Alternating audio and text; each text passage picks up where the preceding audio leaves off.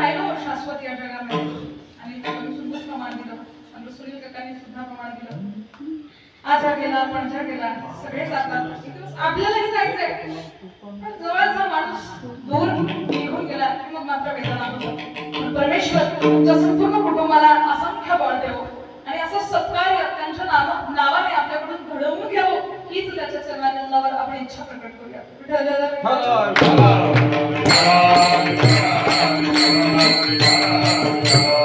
आपण ऐकत होतो तुकोबाईंनी सांगितलं ठाकलोसे बारी उभा याच्या कधीकडे तुझ्या द्वारावर ठाकलो देवा पण कसा ठाकलो दोन स्वर्गाने मी याचक सुद्धा आणि भिकारी सुद्धा. त्याचा अर्थ लक्षात घ्या. याचक कोण असतो जो याचना करून मागतो दिलं तर ठीक नाही दिलं तरी ठीक याचना करतो की मला द्या. भिकारी काय करतो भिकारी असमाधानी असतो त्याला समाधान नसतं तो मागतो मागतच जातो 1 रुपये दे 2 रुपये दे असं करत करत 1000 वेळा मागतो आणि त्याला द्यावंच लागतं तो पिछा सोडतच नाही.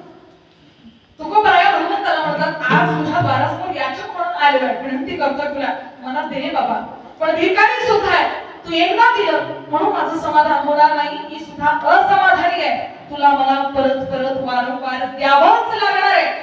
काय द्यावं लागणार आहे याचा जरा सखोल विचार करूयात आणि अवघ्या 20 ते 25 मिनिटांमध्ये आपण कीर्तनाच्या समारोपाकडे वळूया. बरोबर आहे ना टाइम की वाढवू थोडासा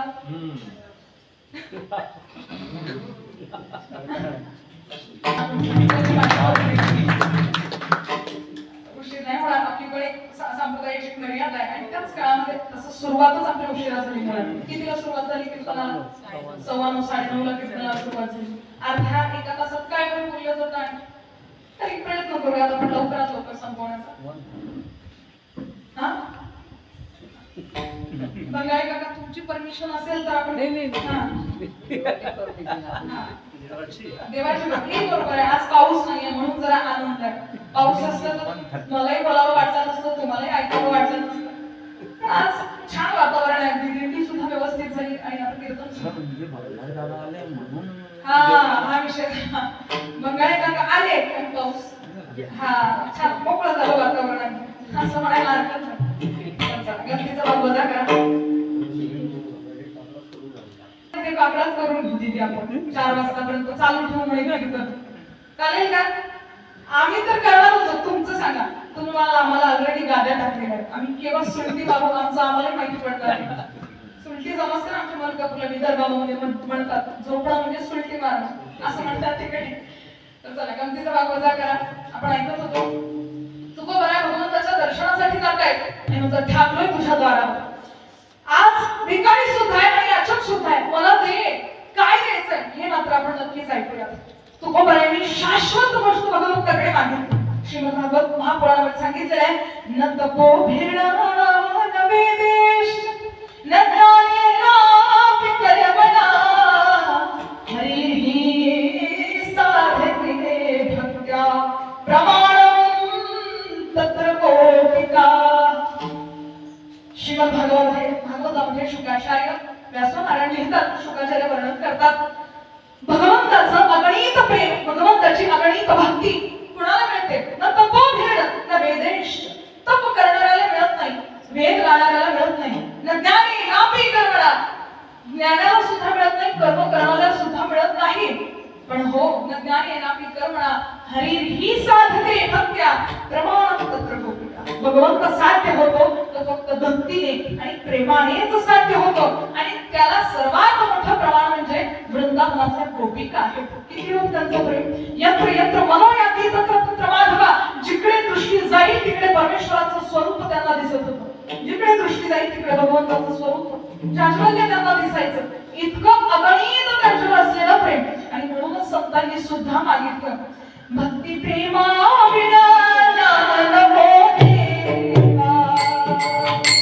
भक्ती प्रेमा विना ज्ञान नको देवा. भक्ती प्रेमा विना ज्ञान नको देवा.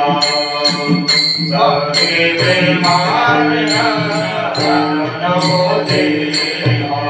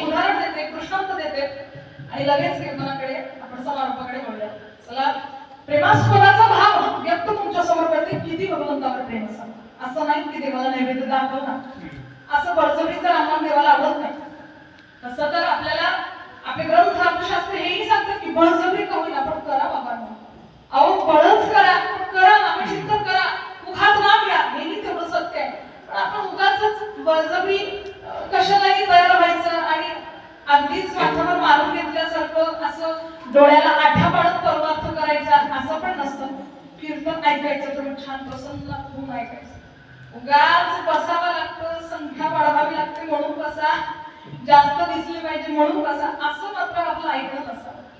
नाहीतर काय होतं मग, एका म्हातारीला असंच हट्ट केला दुसऱ्या म्हातारीने, चल ना पंढरीच्या वारीला, पंढरीची वारी सुरू आहे.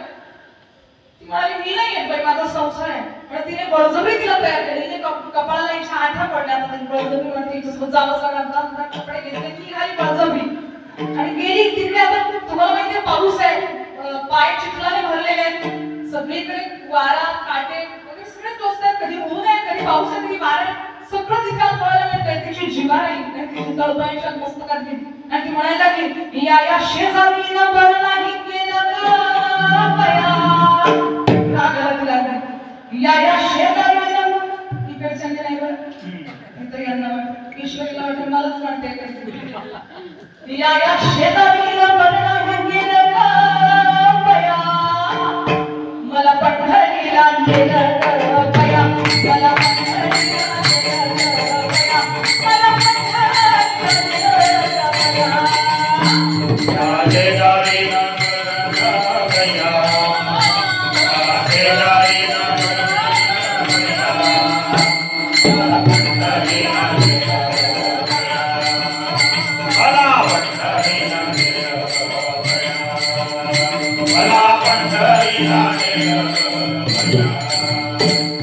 तिथे गेली आणि तिथे बळजबरी आणलं, हिने तिला शिव्या द्यायला लागली. मग म्हणायला लागली, या पंढरपुरामध्ये तुळशीच्या बागा, या पंढरपुरामध्ये तुळशीच्या बागा, आणि तिथे कुठेच नाही बसायला मला जागा. कोणी केलं असं पदर पोचलं तिने कमवायला आणि तिच्याकडे या शेजारी या तुमच्या लग्नाने केलं बरे बळजबरी, या शेजारी मला पंढरीला नेलं बया, मला पंढरीला नेलं बया, मला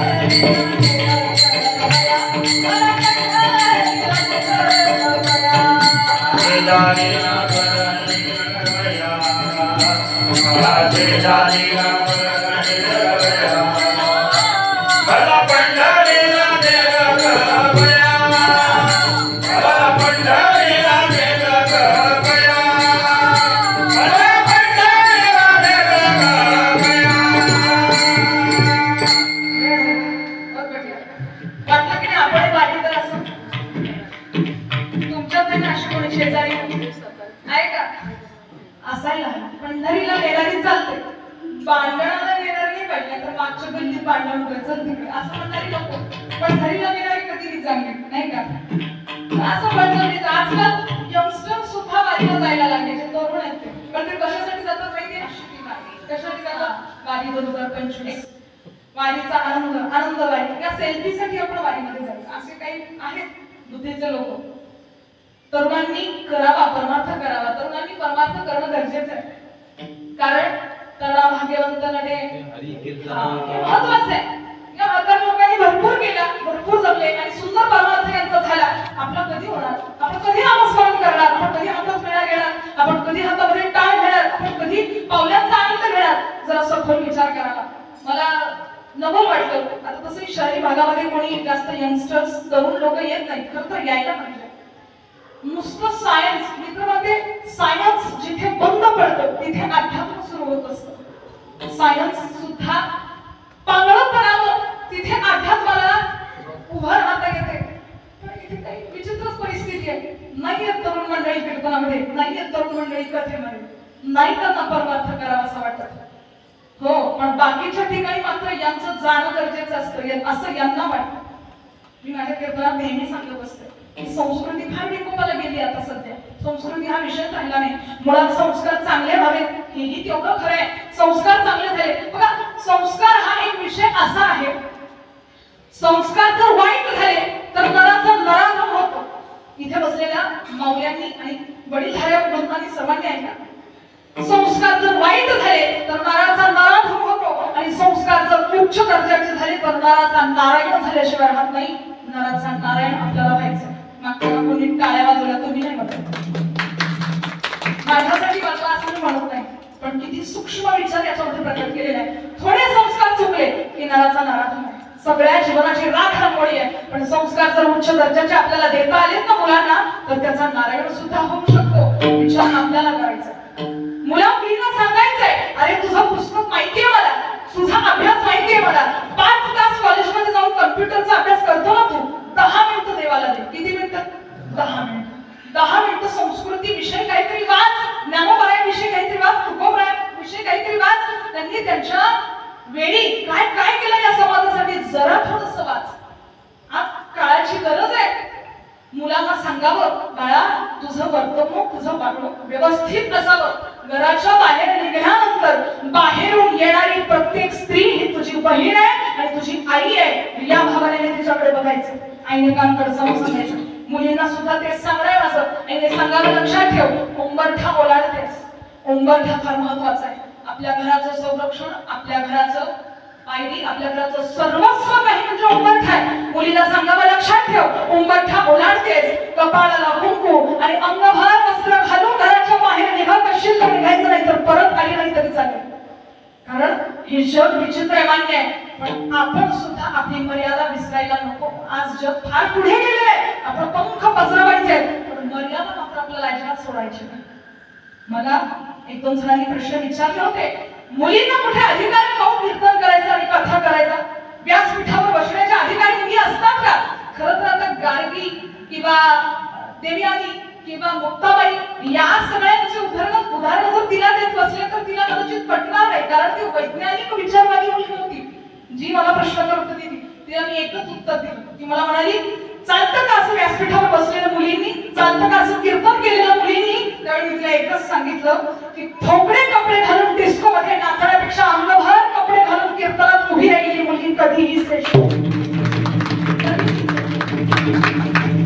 अंग प्रदर्शन करून आपण डिस्को मध्ये नाचायचं, अंग प्रदर्शन करून लोकांना बोलवायचं, ही आपली संस्कृती आहे. एका मुलीने स्टेजवर नाचावं आणि लाखो मुलांनी त्या ठिकाणी जाऊन तिचा नाच बघावा, ही आपली संस्कृती आहे. अहो, ज्या छत्रपती शिवाजी महाराजांना सुपारीच्या खाण्याचं सुद्धा व्यसन नव्हतं, आज त्या शिवजयंतीमध्ये आजचा मुलगा दारू पिऊन नाचतो, ही शोकांतिक आहे आपली. त्या मुलांनी लक्षात ठेवावं की समोर स्टेजवर मुलगी नाचते आणि आपण तिथं समोर उभा आहे. आणि छत्रपतींचे विचार काय होते? माझ्या राजांचे विचार होते, त्यांनी कधीच मुलगी नाचवली नाही, तर त्यांनी नेहमी मुलगी वाचवण्याचाच प्रयत्न केला. माझ्या राजांनी मुलगी नाचवली नाही. आदर्श डोळ्यासमोर यावा आणि मग आपल्या आयुष्याचं गणित आपोआप कसं सुलभत चालतं हे आपल्यालाही कळणार. थोडासा जरा संस्कृतीवर विचार करा. वारीमध्ये जातोय आपण, कीर्तनात येतोय आपण, याची काय महत्ता आहे, याचं काय महत्व आहे हे जाणणं गरजेचं आहे. या ठिकाणी आनंद, किती आगळा वेगळा आनंद आहे की मायबाप आम्हाला किती सपोर्ट करतात. त्यांचे सुद्धा याच्या मागे कष्ट आहेत. चांगल्या कामासाठी सगळ्यांनी सपोर्ट करायचाच असतो. विठ्ठल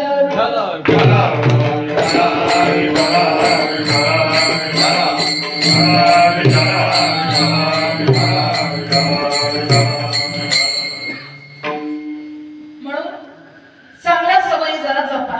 असाच एक तरुण गेला होता वारीला. तो तरुण गेला आणि तरुणच गेला. खरं जरा ऐका, 2 मिनिटांमध्ये प्रसंग सांग, ज्यांना कळलं त्यांनाच कळलं. तर एक तरुण 24-25 वर्षाचा मुलगा, ऐकताय ना, पैठणला. कसा मुलगा होता? कोपरापासून दोन्ही हात नव्हते आणि गुडघ्यापासून दोन्ही पाय नव्हते. अर्ध असलेलं शरीर होतं त्याला. नाव होतं कुर्मदास. पैठणमध्ये राहायचा. नेहमी भगवंताच्या मुखात गोड गोड गोड गोड नामस्मरण त्याच्या चालायचं. आज वारी निघाली होती पंढरपूरला भानुदास महाराजांची. भानुदास महाराजांनी सगळ्यांना सांगावं, सगळेजण एकभूत व्हावे आणि त्या ठिकाणी कुर्मदासाला सुद्धा सांगावं, येशी करून कुर्मदासा, कीर्तन आलं तर येशी. कुर्मदासाने होकार दिला.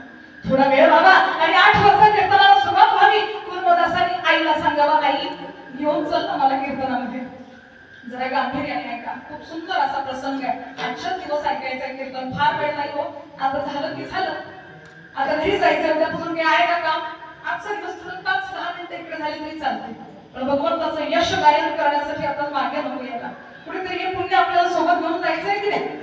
हो की नाही? जर माना डोलवा आहे म्हणजे जागी. चला, काय सांगत होते मी? कुर्मदासाने आईला सांगावं, आई ने ना 8 दिवस कीर्तनासाठी. आईला जरा शनी झाला. आईने कुर्मदासाला म्हणावं, काय रे कुर्मदास, रोज रोज रोज तुला घ्यावं आणि जावं? आई कशी जात होती, कुर्मदासाला हात पाय नव्हते, कुर्मदासाला पोतळ्यासारखं उचलून पाठीवर घ्यायची आणि जायची. आज आईने सांगावं, कुर्मदासा पाठीला कळ लागली, तुला नेणं शक्य होणार नाही. कुर्मदासांच्या डोळ्यात पाणी आलं. आई अच्छा दिवस आहे. याला म्हणतो नाही का तुला म्हणणार. आईने मुलाच्या डोळ्यात तो पाणी पाहिलं. आता मुलगा कसाही असू द्या, हात पाय नव्हते त्याला, पण तरी आईचं अंतःकरण कसं असतं. पुत्राचे सहस्त्र अपराध आता काय माझी दयाचा केला. ऐशी कळवळ्याची जाती तरी गाभा मिळा प्रीती अशी असलेली आई म्हणते, अरे कुर्बानाचा असं डोळ्यात पाणी वगैरे आणू नको बाबा, चल बस पाठीवर घेऊन सोडते तुला कीर्तन.